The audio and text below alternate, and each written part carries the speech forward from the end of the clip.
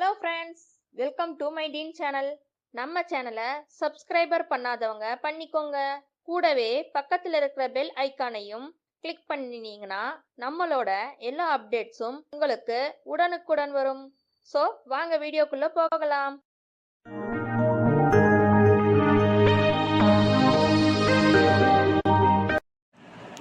வாங்க இன்னைக்கு என்ன வீடியோவில் பார்க்க போகிறோன்னா வாழைக்காய் கோலா உருண்டை எப்படி செய்யுதுன்னு பார்க்கலாம். அதுக்கு வாழைக்காய் நான் ஒரு 3 வாழைக்காய் எடுத்து நல்லா வேக வச்சு வச்சுருக்கேன். 2 விசில் விட்டு குக்கரில் மஞ்சத்தூள் தண்ணி மட்டும் சேர்த்துட்டு வேக வச்சு எடுத்துருக்கேன். ஒரு பிளேட்டில் எடுத்துருங்க. விசில் போயிடுச்சு. எடுத்துகிட்டு இதை தோல் உரிச்சிட்டு எடுத்துக்கலாம். உப்பெல்லாம் எதுவுமே சேர்த்துலைங்க. இப்போ இது இப்படி இருக்கட்டும். இப்போ இதுக்கு தேவையான மசாலா ரெடி பண்ணிக்கலாம். 1 கப்பு பொட்டுக்கடலை, ஒரு 50 கிராம் பொட்டுக்கடலை பொடி பண்ணி எடுத்துக்கோங்க. பாருங்கள், இந்த மாதிரி பொடி பண்ணி எடுத்துகிட்டு இப்போ இதுக்கு தேவையான மசாலா சேர்த்திக்கலாம். 1 ஏலக்காய், 1 கிராம்பு, 1 பட்டை, 1 துண்டு இஞ்சி, 10 பல் பூண்டு, காரத்துக்கு வரமிளகாய் ஒரு 2, பச்சை மிளகாய் 1, 1 டேபிள் ஸ்பூன் அளவுக்கு சோம்பு சேர்த்துட்டு கொரகொரப்பாக அரைச்சி எடுத்துக்கோங்க. தண்ணி இல்லாமல் கொரகொரப்பாக அரைச்சி எடுத்துடலாம். பாருங்கள், இந்த மாதிரி இருக்கணும். இப்போ மறுபடியும் தண்ணி ஊற்றக்கூடாது. 1 கொத்து கருவேப்பிலை, பெரிய வெங்காயம் 1 ரஃப்பாக கட் பண்ணி வச்சுருக்கேன். நீங்கள் சின்ன வெங்காயம் கூட சேர்த்திக்கலாம். ஒரு 1/4 மூடி தேங்காய் துருவி வச்சுருக்கேன், அதையும் சேர்த்துட்டு மீடியம் சைஸ் ஒரு தக்காளி சேர்த்துட்டு இதையும் நல்லா நைஸாக அரைச்சிட்டு வந்துடுங்க. தண்ணி எதுவும் சேர்த்த வேண்டாம். பாருங்கள், நான் அரைச்சிட்டு வந்துட்டேன். இது அப்படியே இருக்கட்டும். இப்போ இந்த வாழைக்காய் வேக வச்சுருக்கிற வாழைக்காவை நல்லா மேஷ் பண்ணி எடுத்துருங்க. நான் கையிலே நல்லா பிசைஞ்சு எடுத்துக்கிறேன். கட்டிகள் இல்லாமல் நல்லா பிசைஞ்சு எடுத்துருங்க. இப்போ நம்ம அரைச்சிருக்கிற மசாலாவை வந்து அதில் சேர்த்திக்க போகிறோம். தண்ணி எதுவுமே சேர்த்த தேவையில்லைங்க. இதே ஓரளவுக்கு இதாக இருக்குது. இப்போ சேர்த்துட்டு இந்த பைண்டிங்க்காக கொஞ்சமாக பொட்டுக்கடலை பொடி சேர்த்திக்கோங்க. சேர்த்துட்டு இதுக்கு தேவையான அளவு உப்பு சேர்த்திக்கலாம். கொஞ்சம் கொத்தமல்லி தழை, ஒரு 1/4 டீஸ்பூன் போல் மஞ்சத்தூள், உப்பு தேவையான அளவு சேர்த்திக்கோங்க. நான் 1 டீஸ்பூன் அளவுக்கு சேர்த்திருக்கேன். உப்பு பத்தலைன்னா பார்த்துட்டு சேர்த்திக்கோங்க. காரம்லாம் எதுவுமே தேவையில்லை, போதுமான அளவாக இருக்கும். இப்போ பத்தலைன்னா நீங்கள் மீதி இருக்கிற பொட்டுக்கடலை பொடியும் சேர்த்துட்டு நல்லா சப்பாத்தி மோப்பத்துக்கு பிசைஞ்சு எடுத்துருங்க. பாருங்கள், இந்த அளவுக்கு நல்லா கரெக்டாக இருக்குது. இப்போ தண்ணி கையில் இருக்கிற தண்ணியே போதுமான அளவு இருக்கும். எண்ணெயெல்லாம் தொடணும்னு அவசியம் இல்லை. இப்போ இது உருண்டைகளாக நீங்கள் உருட்டி எடுத்துருங்க.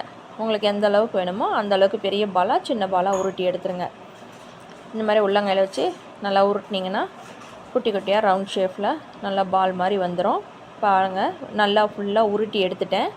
இப்போ எல்லா மாவுலையும் உருட்டி வச்சாச்சு. இப்போ நம்ம வந்து பொரிக்கிச்சிடலாம். அதுக்கு அடுப்பு பற்ற வச்சுட்டு இந்த மாதிரி ஒரு வானிலை வச்சுட்டு எண்ணெய் தேவையான அளவு சேர்த்திக்கலாங்க. பொரிக்கிறதுக்கு தேவையான அளவு மட்டும் நீங்கள் சேர்த்திக்கோங்க.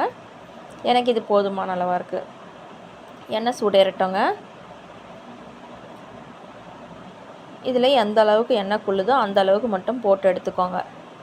இப்போ நல்லா சூடு ஏறிடுச்சு. இப்போ நம்ம உருட்டி வச்சுக்கிற உருண்டைகளை ஒவ்வொன்றா இதில் சேர்த்துருங்க. சூப்பராக நல்லா டேஸ்ட்டாக அருமையாக இருக்குங்க வாழைக்காய் கோலா உருண்டை. பாருங்கள், இப்போ எனக்கு இந்த அளவுக்கு எண்ணெய் கொள்ளினதுனால இந்த அளவுக்கு சேர்த்துருக்கேன். மீதி இருக்கிறத அடுத்த பேட்ச் பொரிச்சிக்கலாம். இப்போ இது 1 நிமிஷம் அப்படியே விட்டுட்டு மறுபடியும் அப்படியே லைட்டாக திருப்பி விடுங்க.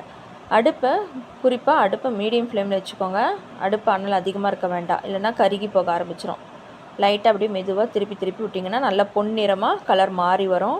இது கரெக்டான பக்குவம். நம்மளுக்கு குயிக்காக வெந்து வந்துடுங்க. ரொம்ப நேரம் டைம் எல்லாம் எடுக்காது. சூப்பராக பார்க்குறதுக்கு குலாப் ஜாமுன் பொரிக்கிற மாதிரியே இருக்குங்க. அவ்வளோ சூப்பராக நல்லா கலர்ஃபுல்லாக இருக்குது. இப்போ இதை வந்து எண்ணெயை வடிச்சிட்டு எடுத்துடலாங்க. நல்லா வெந்து வந்த பிறகு எடுங்க. உங்களுக்கு பார்த்தீங்களாவே தெரியும் எண்ணெய்லாம் அடங்கிடுச்சு. அடுப்பு வந்து மீடியம் ஃப்ளேமில் வச்சுட்டு தாங்க எப்போவுமே நீங்கள் வேக வைக்கணும்.